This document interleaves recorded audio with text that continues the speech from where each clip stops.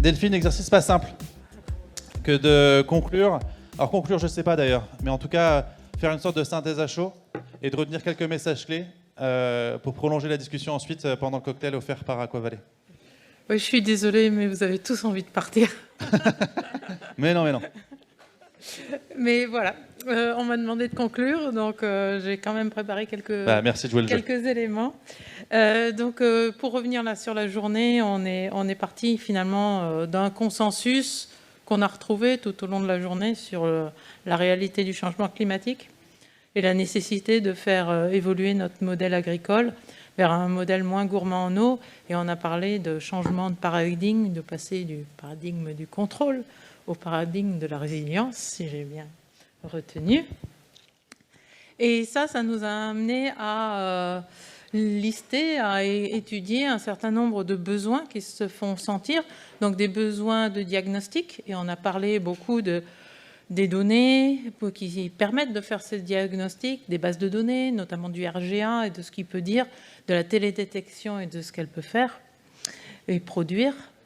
Et ces diagnostics, ils permettent aussi d'alimenter, enfin de soutenir plusieurs choses. Déjà des décisions qui sont quelquefois urgentes dans le cas des crises. Il faut réagir vite et on a besoin de données en temps utile et ça c'est important. Et ça peut soutenir aussi des plans pour l'avenir. Donc on vient d'en parler, des prospectives, des simulations et avec des problèmes d'incertitude sur les données. Et ça peut soutenir aussi du dialogue et de la concertation et on vient d'ajouter à ces besoins la nécessité d'acquérir une culture commune. Et ça, du coup, on a besoin d'être au plus près des terrains. Et dans les terrains, il y a des controverses. Et il faut faire attention, à mon avis, aux controverses qui seraient basées sur des données mal consolidées, dont nous a parlé François Moll, et des confusions entre concepts. Par exemple, consommation-prélèvement, on peut arriver à faire dire beaucoup de choses avec quand les notions ne sont pas maîtrisées ou mal utilisées. Instrumentalisées. Instrumentalisées, voilà. Sur ces dialogues concertation, on a évoqué là juste à l'instant le fait que ça peut être dans des cadres institutionnels ou des initiatives plus indépendantes, peut-être émanant de la recherche ou pas. Et la question que je me pose, c'est quelle est la meilleure solution pour avoir une garantie de pérennité et de mise en œuvre de ces transformations. Ça, je pense que ce n'est pas forcément toujours instruit. Enfin, dans les besoins, on a aussi évoqué souvent des besoins d'accompagnement, d'appui, de formation. Notamment, on a évoqué les besoins de compétences des collectivités territoriales, des besoins de formation, d'appui des acteurs de gestion, centre de ressources, PTGO, voilà, et la nécessité aussi d'avoir une éducation, enfin d'agir pour l'éducation des plus jeunes. Alors, on a aussi beaucoup parlé d'autres choses qui sont des solutions technologiques et numériques. Alors, on a évoqué, et notamment au travers des pitchs d'outils pour collecter, gérer, traiter, transformer la donnée. On a parlé de télédétection avec, il me semble, un enjeu justement, si on revient à ce que je viens de dire, de mise à disposition en temps utile pour la décision de ces données. Et quand on a évoqué la télédétection, on est allé aussi sur la question de la modélisation, parce que la télédétection seule, quelquefois, ne suffit pas.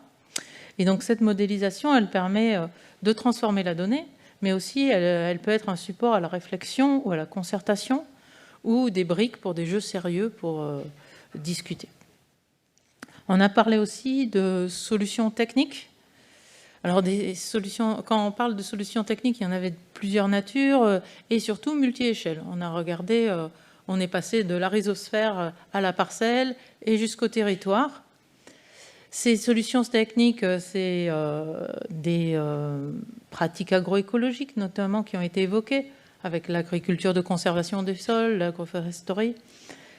Plus précisément, on a parlé d'irrigation, et du coup d'irrigation de résilience, une irrigation qui permet de rendre des services écosystémiques et permettre de mettre en œuvre ces pratiques agroécologiques.